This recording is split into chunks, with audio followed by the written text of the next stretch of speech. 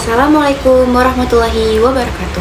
Perkenalkan, nama saya Syahda Aurelia dari Fakultas Ilmu Administrasi Prodi Perpajakan Angkatan 2025. Pada kesempatan kali ini, saya akan mempresentasikan hasil analisis data dan insight penting dari wawancara yang telah saya lakukan bersama narasumber, yaitu Kak Wilda.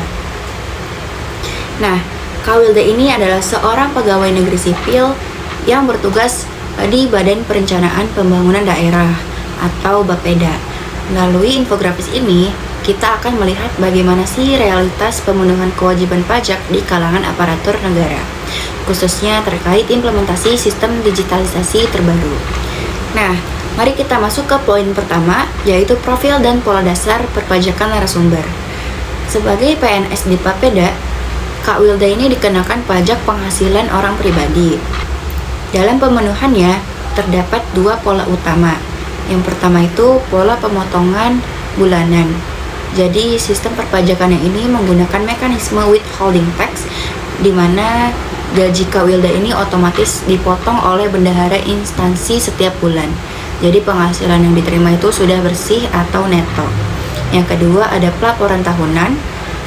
Jadi walaupun sudah dipotong otomatis secara regulasi, Kak Wilda ini tetap wajib melaporkan surat pemberitahuan tahunan secara mandiri menggunakan bukti potong formulir dengan batas waktu paling lambat itu tanggal 31 Maret setiap tahunnya. Selanjutnya, pada bagian kedua dan ketiga, infografis ini menyoroti perbandingan sistem dan aksesibilitas saluran pelaporan. Saat ini pemerintah sedang menerapkan sistem administrasi perpajakan yang baru yang bernama sistem Cortex. Secara teori, digitalisasi ini bertujuan untuk menciptakan efisiensi yang ideal. Namun, dalam realitas lapangan terdapat kontras yang cukup besar. Bagi Kak Wilda pribadi, proses adaptasi sistem baru ini berjalan lancar. Namun, polanya berbanding terbalik dengan rekan kerja dan atasan di kantornya. Masih banyak dari mereka yang mengalami kendala teknis saat mengakses platform online tersebut. Ditambah lagi respon aduan atau customer service secara online dirasa masih lambat ketika sistem itu sedang padat. Solusinya adalah ketika saluran digital ini terlambat, interaksi tatap muka di kantor pelayanan pajak Pratama tetap menjadi tujuan utama. Rekan-rekan narasumber akhirnya memilih datang langsung secara fisik ke KPP untuk mendapatkan bantuan darurat dari petugas. Nah, poin keempat merupakan insight atau temuan paling menarik dari hasil wawancara ini, yaitu mengenai tingkat literasi perpajakan dan kritik efisiensi. Di dalam wawancara, mengungkapkan bahwa meskipun narasumber adalah seorang PNS, ia tidak mengetahui secara pasti rumus atau kalkulasi detail pemotongan pajaknya. Hal ini menunjukkan bahwa wajib pajak itu cenderung menerima jadi dari hitungan sistem. Narasumber ini memberikan pandangan kritis yang sangat logis.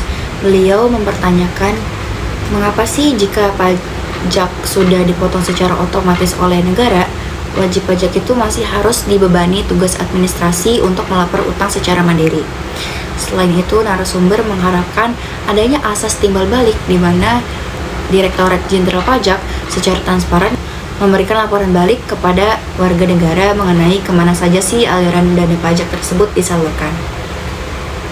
Nah, masuk ke poin terakhir, yaitu kontrol diri dan keberlangsungan negara. Sebagai bagian dari instansi Bapeda yang merencanakan pembangunan daerah, narasumber ini sangat menyadari bahwa pajak adalah pilar utama pendapatan asli daerah maupun pendapatan nasional.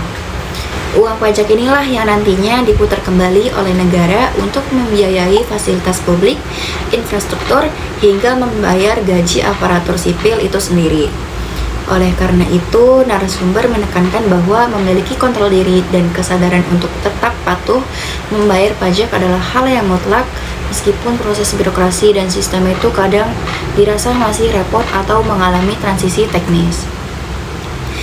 Kesimpulannya adalah digitalisasi perpajakan lewat sistem baru adalah langkah yang sangat baik, namun edukasi, kestabilan sistem, dan penyederhanaan birokrasi tetap harus ditingkatkan agar kepatuhan pajak dapat tercipta demi masa depan Indonesia yang lebih baik.